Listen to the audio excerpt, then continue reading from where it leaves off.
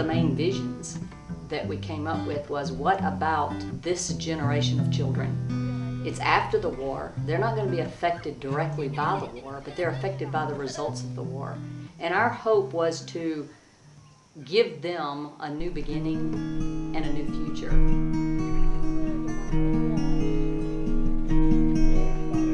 The devastation that's left in the hearts and minds of this populace is unspeakable. It's hard to describe even.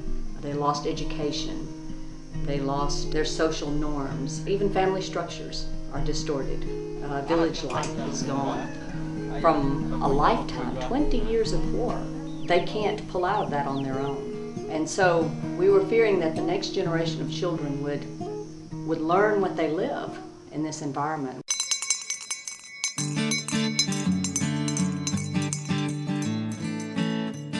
Our plan is for these children to have a different future. We wanted the lesson plans to already be made for the teachers so that those lesson plans will take the child through the system of learning and not just memorizing. Because it was designed after a homeschool, we've had to contextualize it to fit Africa. So it becomes a totally African flavored curriculum.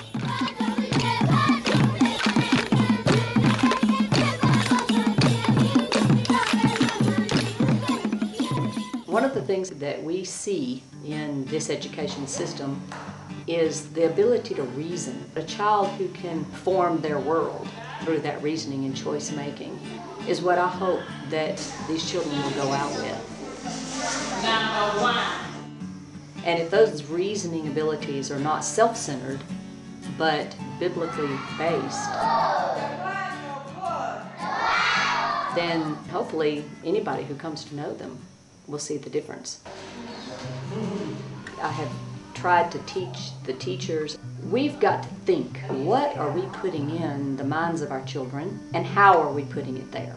Are we putting it in a way that they can use it again? And are we putting the things in their mind that will produce a better child, a better adult? When we first came, the village was excited that we were bringing a school. And because most of the village is uneducated, they feared the difference. They asked us to go back to the regular Ugandan curriculum. But we persevered because we knew it's what God told us to do. And we knew it was what was best for them. Now that we've had 4 to 5 years behind us, people are aware there's something in these children that's totally different. Because they have no education in this village, the people are not able to gauge education level.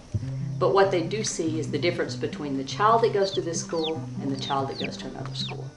And they note difference in their home between the behavior of the children and the attitudes of the children. Kids that go to our school are younger than their older brothers and sisters, and yet they're the ones who can read. So we've been excited to hear those testimonies from people in the village. Now they have come to accept it and embrace it.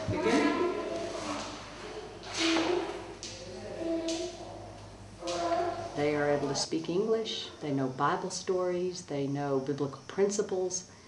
They're able to read and write in English and read and write in the Acholi language.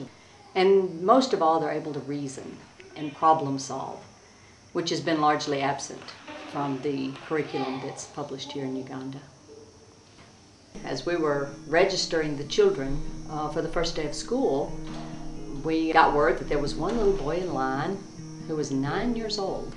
But this boy had never schooled before because of health issues. And he was standing there in line with tears in his eyes because he'd already been refused by the teacher and the headmaster, and yet he stayed and he was determined. And at first we thought it was the mother, but then we realized that she had even tried to take him to another school and he refused. He only wanted to go to this school. When she told him that they weren't accepted and he had to go home, he said, "No, I'm going to sleep here until these people take me." That kind of persistence you have to pay attention to. That's the determination that people have for education. Even a little child is determined to get an education. He knows that's his future. We started this program in a village that's very poor, and we knew that in order to run this school we had to have funding, and the best way to do that was through sponsorship. Only a fraction of our children are sponsored, and we need many more sponsors, but it also offers the opportunity for somebody to be aware of the life of a child. It becomes a blessing to the sponsor. Not only are they helping to change a life, but they're getting to know who that life is.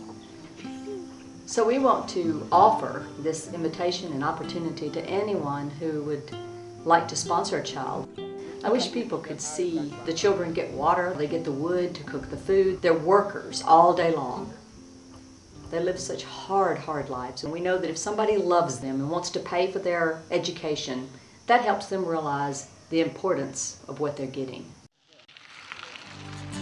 It began here as a model, but our plan for this education system is to open other schools ourselves.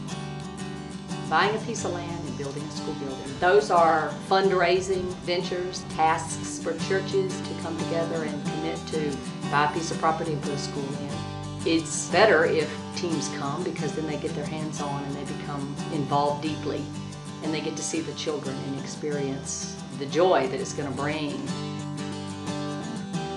Please join us in prayer as we pray for our children, as we pray for their future, as we pray for their parents, and as we pray for the expansion of this ministry all over into other schools. What a hope for the future, for a child to sit there and watch these people come and build this school for us. How delightful.